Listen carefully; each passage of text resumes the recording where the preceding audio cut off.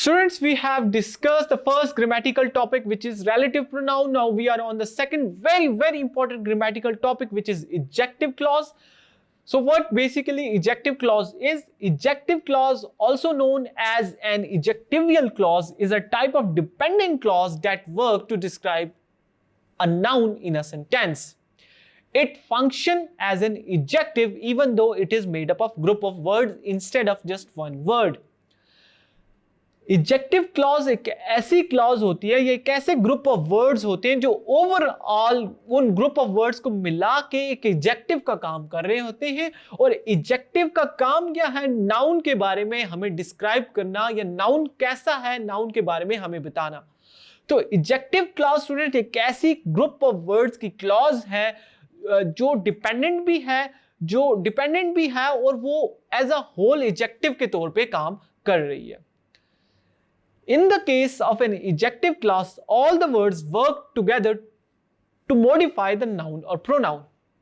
जैसे कि एक इजेक्टिव का काम क्या है, वो नाउन या प्रोनाउन को मॉडिफाई करता है, इसी तरह इजेक्टिव क्लॉज का जितने भी उसके वर्ड्स हैं, क्योंकि क्लॉज जो है डेफिनेटली वो एक वर्ड तो थोड़ा ही है, क्लॉज वो ग्रुप ऑफ वर्ड से मिलके बनती है, लेकिन ये ग्रुप ऑफ वर्ड मिला के एक ओवरऑल इजेक्टिव का काम करते हैं जो कि नाउन या प्रोनाउन को मॉडिफाई या नाउन और प्रोनाउन को डिस्क्राइब करते हैं।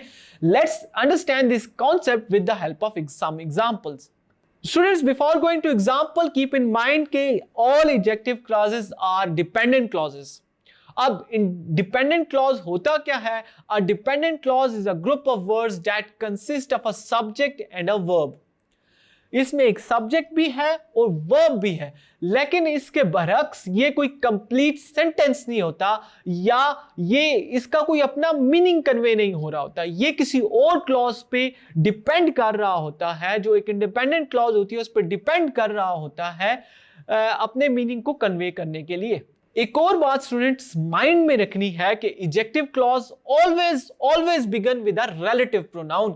और हमने पिछली वीडियो में देखा कि रिलेटिव प्रोनाउन क्या है, और क्योंकि रिलेटिव प्रोनाउन इसलिए जरूरी था इजेक्टिव क्लॉज को डिफाइन करने के लिए क्योंकि इजेक्टिव क्लॉज हमेशा रिलेटिव प्रोनाउन से स्टार्ट होती है। और रिलेटिव प्रोनाउंस क्या है? Which connects them to the word they describe such as that, where, when, who, whom, whose, which and why. All these words are relative pronoun. So students, आपको इस बात का अंदाजा हो चुका होगा कि ejective clause क्या है और ejective clause किस तरह स्टार्ट होती है और ejective clause काम क्या करती है। Basically, ejective clause is a group of words work together as an ejective, जो एक ejective के तौर पे काम करते हैं, यानी कि noun या pronoun को modify करते हैं। दूसरी इंपॉर्टेंट बात कि इजेक्टिव सारी की सारी इजेक्टिव क्लॉजेस जो हैं वो डिपेंडेंट क्लॉजेस होती हैं, यानी कि उनका कोई अपना मतलब नहीं होता, अपने मतलब को कन्वे करने के लिए उन्हें एक और क्लॉज की जरूरत होती है। थर्डली, सारी की सारी इजेक्टिव क्लॉजेस जो हैं वो रिलेटिव प्रोनाउन से स्टार्ट होती हैं। Students, I hope you understand this chapter number 10 drug addiction very well. मुझे उम्मीद है कि आपको इस चैप्टर का टेक्स्ट समझ आया होगा। उसके बाद ग्रामेटिकल कॉन्सेप्ट जो दो ही थे, रिलेटिव प्रोनाउन और adjective clauses. I hope you understand this concept very well. My name is Sadar Hamza. I am your English instructor from tutorial.pk. Let's move to question answer section.